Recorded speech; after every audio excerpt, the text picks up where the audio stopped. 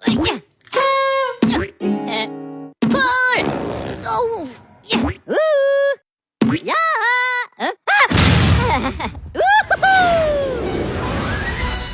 you ready, kids? Aye, aye, Captain! I can't hear you. Aye, aye, Captain! Oh!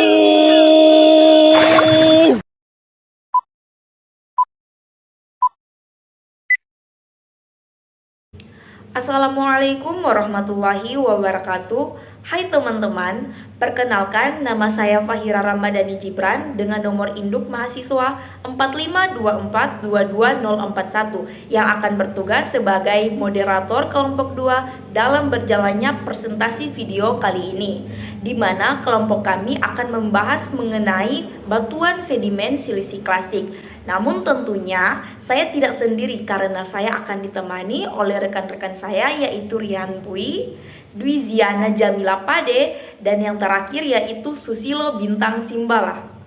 Nah teman-teman, sebelum kita masuk ke pembahasan yang lebih lanjut mengenai batuan sedimen silisik-klastik, alangkah baiknya dulu kita pengenalan mengenai batuan sedimen silisik-klastik. Nah, batuan sedimen yang sebagian besar terdiri dari partikel silikat yang diperoleh dari pelapukan batuan tua dan oleh vulkanisme piroklastik disebut juga batuan sedimen silisik-klastik. Batuan sedimen silisik-klastik berasal dari gabungan kata yaitu silisi dan klas. Silisi yang berarti silikat dan klas yang berarti klastik atau hancuran. Dengan demikian, batuan sedimen silisik-klastik artinya batuan sedimen klastik dengan mineral penyusun utamanya berupa mineral silikat. Biasanya mineral yang paling dominan adalah kuars atau feldspar. Nah, batu pasir konglomerat atau serpi merupakan anggota kelompok batuan sedimen silisik-klastik. Batuan sedimen silisik-klastik membentuk sekitar 3/4 dari seluruh batuan sedimen dalam catatan geologi. Oke, baik. Slide selanjutnya yaitu saya akan membahas tentang batu pasir. Batu pasir sendiri sebagian besar terdiri dari butiran silikat dengan ukuran mulai dari 1/16 hingga 2 mm. Mineralogi kerangka penyusun batu pasir adalah mineral silikat berukuran pasir utama dan mineral silikat berukuran lanau kasar, serta pecahan batuan yang disebut butiran kerangka, yaitu yang pertama kuarsa. Kuarsa merupakan mineral dominan pada sebagian batu pasir. Butiran kerangka pasir berumur rata-rata sekitar 50-60%. Mineral yang relatif mudah diidentifikasi baik secara megaskopis maupun dalam sayatan tipis dan dapat berbentuk butiran tinggal atau komposit. Mineral yang kedua yaitu ada feldspar, mineral paling melimpah kedua di sebagian batu pasir. Butiran kerangka pasir berumur rata-rata sekitar 10-20% dan beberapa jenis feldspar dikenali berdasarkan perbedaan komposisi kimia dan sifat optiknya. Teman-teman bisa lihat pada gambar jenis utama butiran kerangka pada batu pasir yaitu yang pertama kuarsa monokristalin, yang kedua ada kuarsa polikristalin, yang ketiga ada potasium feldspar, yang keempat ada plagioklas feldspar, yang kelima ada mika, yang keenam ada mineral berat. Nah, kemudian mineral kerangka aksesoris mineral yang mempunyai kelimpahan rata-rata pada batuan sedimen kurang dari sekitar 1-2% disebut mineral aksesori. Mineral-mineral tersebut termasuk yang umum: mika, muskopit, mika putih dan biotit atau mika gelap, dan sejumlah mineral berat yang lebih padat dari kuarsa.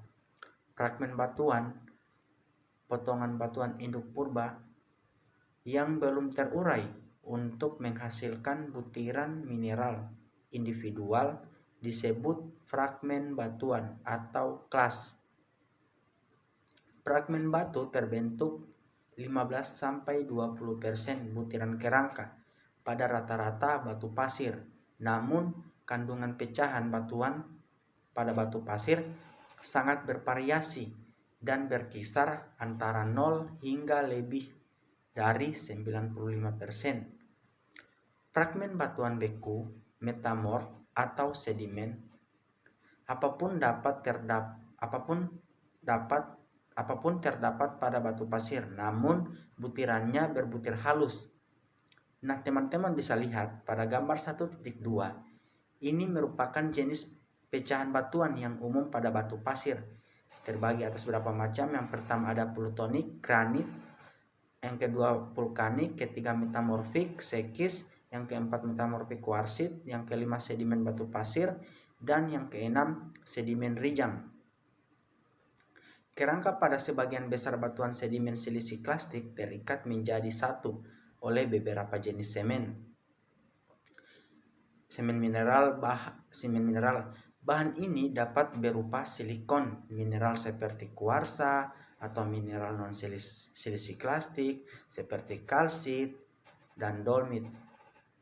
Batu pasir berdasarkan kerangka mineraloginya dibagi atas 3. Yang pertama ada arenit kuarsa. Arenit kuarsa ditunjukkan pada gambar A.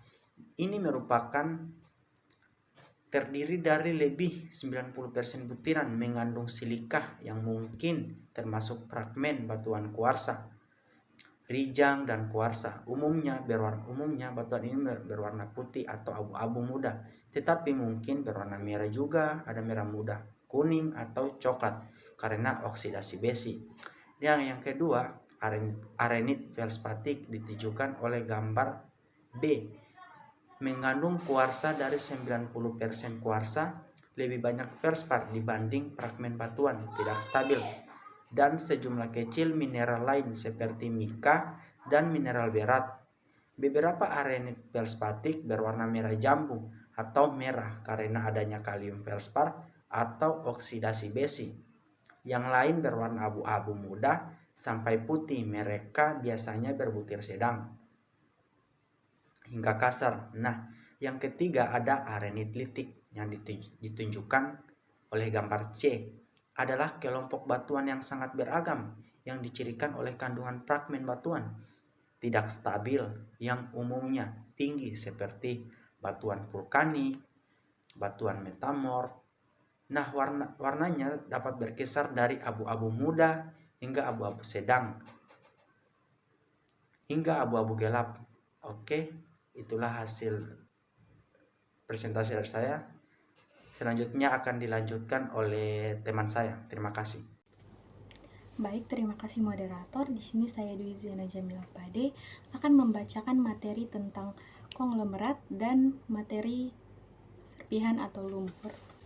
Konglomerat merupakan suatu bentukan fragmen dari proses sedimentasi batuan yang berbutir kasar, terdiri atas fragmen dengan bentuk membundar dengan ukuran lebih besar dari 2 mm yang berada di tengah-tengah semen yang tersusun oleh batu pasir dan diperkuat lagi oleh kerikil. Nah, pada gambar A merupakan konglomerat yang didukung kelas mendasari dilaminasi pasir. Pada gambar B, kepingan breksi yang disemen dengan kalsit. Jenis konglomerat berdasarkan macam klastik ada 2, yaitu konglomerat polimitik, terdiri dari berbagai macam jenis klastik yang berbeda. Dan yang kedua yaitu konglomerat monomitik atau oligomitik, yang terdiri dari satu jenis klastik. Nah, gambar di atas ini merupakan pengklasifikasian penamaan konglomerat sesuai dengan fragmen-fragmen yang dikandungnya, seperti igneous class konglomerat, sedimentary class konglomerat, metamorphic class konglomerat, dan polymik konglomerat. Nah, untuk interpretasi mekanisme pengendapan konglomerat harus dideskripsikan berdasarkan tekstur, bentuk, ukuran, orientasi fragmen batuan, ketebalan geometri lapisan, dan struktur sedimen. Nah, untuk materi selanjutnya adalah materi serpihan atau lumpur. Serpihan adalah batuan sedimen silisiklastik berbutir halus, yaitu batuan yang mengandung lebih dari 50% butiran silisiklastik. Oleh karena itu, sebagian besar terdiri dari partikel berukuran lanau dan berukuran lempung. Serpihan adalah nama kelas yang diterima secara historis untuk kelompok batuan ini, setara dengan nama kelas batu pasir. Para penulis ini menggunakan istilah serpihan sebagai nama kelas untuk semua batuan sedimen silisiklastik berbutir halus, tetapi mereka membelah serpihan menjadi beberapa jenis, seperti batu lempung, serpihan lumpur, tergantung pada jenis presentasi, konstituen ukuran hari, dan tidak adanya laminasi. Nah, pada gambar A merupakan serpihan yang terjadi laminasi, dan pada gambar B merupakan serpihan yang tidak terjadi laminasi.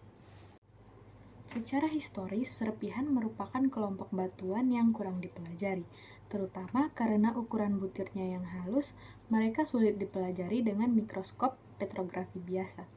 Namun, perspektif ini berubah seiring dengan dikembangkannya instrumen seperti mikroskop, elektron pemindai, dan mikroanalisis probe elektron yang memungkinkan studi objek berukuran halus. Komposisi mineraloginya, serpihan utamanya terdiri dari mineral lempung dan kuarsa berukuran halus serta feldspar. Mereka juga mengandung berbagai mineral termasuk mineral karbonat, sulfida, oksida besi, dan mineral berat, serta sejumlah karbon organik. Gambar di samping ini merupakan foto pemindai elektron mikroskop BSE hamburan balik dari serpihan berlapis. Mineral yang memanjang berlapis-lapis atau bersisik adalah mineral lempung dan mika halus. Posisi kimianya, kandungan SiO2 pada serpihan dipengaruhi oleh semua mineral silikat yang ada, namun secara khusus oleh kuarsa. Oleh karena itu, serpihan cenderung mengandung lebih sedikit SiO2 dibandingkan batu pasir, yang umumnya diperkaya di dalam kuarsa. Al2O3 terutama berasal dari mineral tanah liat dan feldspar. Dia lebih banyak terdapat pada serpihan dibandingkan pada batu pasir karena kandungan mineral lempung yang lebih besar. Baik, terima kasih moderator atas waktu dan kesempatan yang diberikan. Selanjutnya kita masuk pada diagenesis batuan sedimen silisiklastik.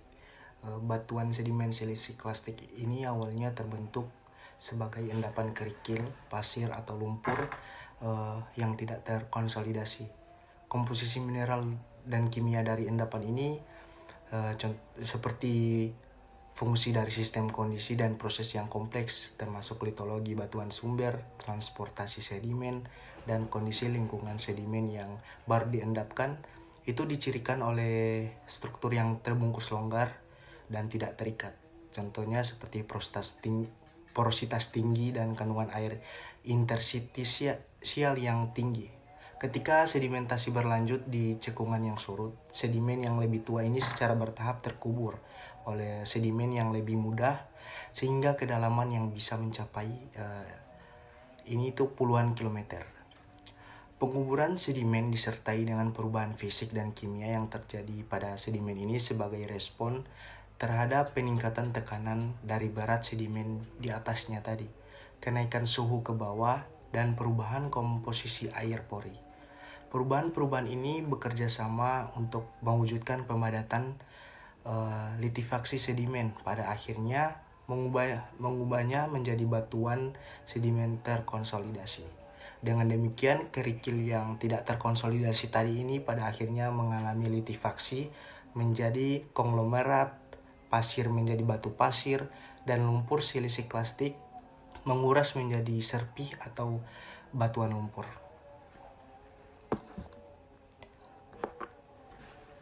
Selanjutnya kita masuk pada signifikasi provenance komposisi mineral. Mineralogi silikat dan komposisi pecahan batuan pada sedimen silisiklastik ini